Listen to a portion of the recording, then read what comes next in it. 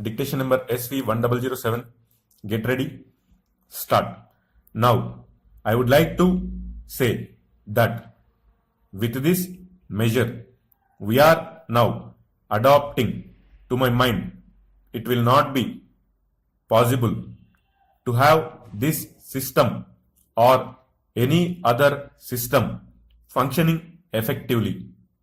The number of clauses that we have included are so restrictive and rigid that it will not be possible for any system to function in this country.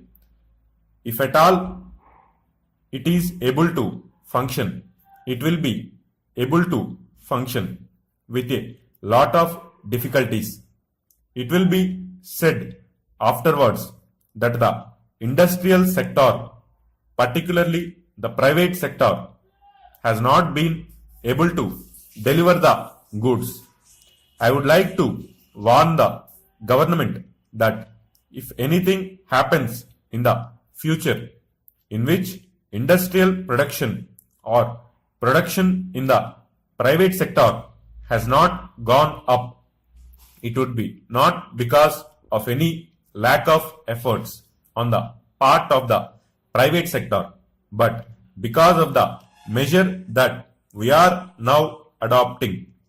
I have mentioned several times how this particular bill is very restrictive and how it will hamper the normal growth of companies in this country.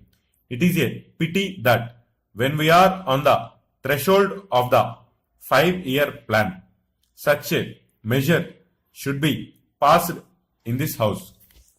I would now like to make a few observations about the speeches of some of the honorable members here. Shri Ashoka Mehta justifies the restrictions on managing agents by saying that managing agents are no longer the main source of finance. He also argues that profits have been high and will continue to remain high, and therefore he would like to see the managing agents being paid on a sliding scale. He is in the habit of referring to a number of books and making quotations from a number of them published in America or in other countries, and particularly by some of the professors.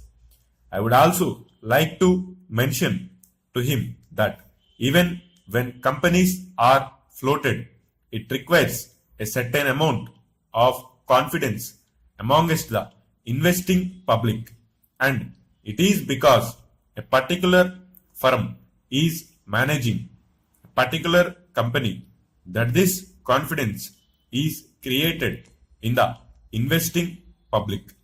Even there, as the Honorable Finance Minister has said, there is a sort of overall tight control. New banks and insurance companies are not floated nowadays. What you have are the few banks which are existing and the few insurance companies that are existing.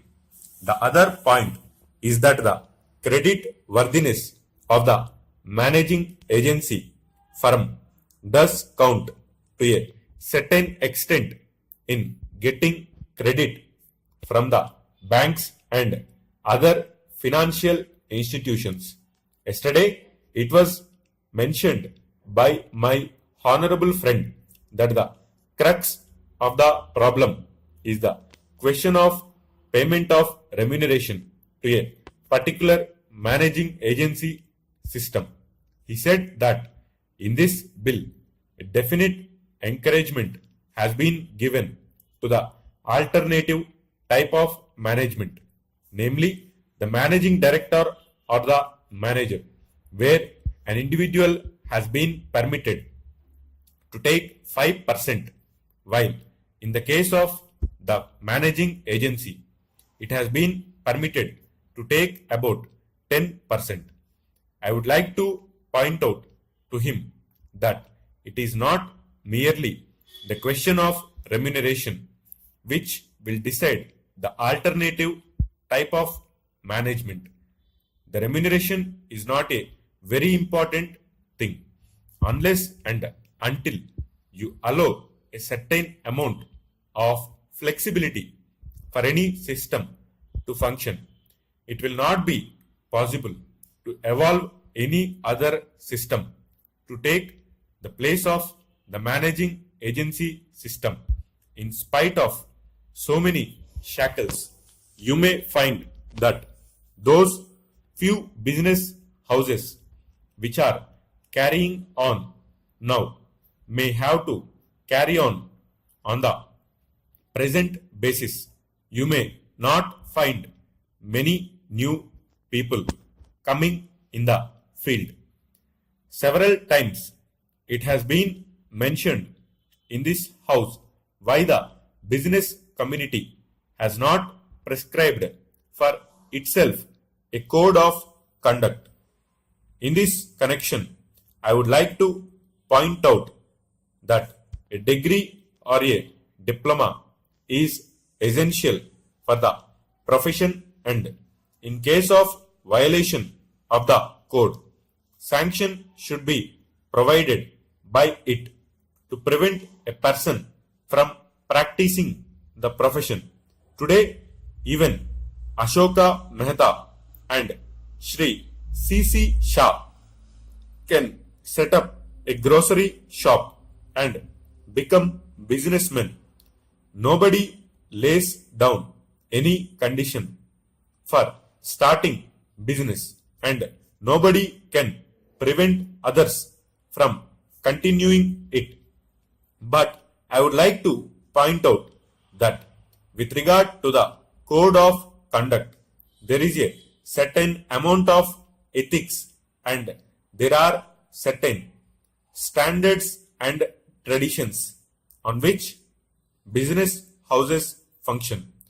If a particular firm has not got proper ways of managing its business, you will find that business house will find it difficult to function, and it would be difficult for it to command the confidence of the business community. It would not be possible for it to function as effectively as a firm which has proper ways of managing its business. That is insufficient as a code of conduct. It is not possible to prescribe a certain code of conduct in the manner it has been done for the profession in general. Stop.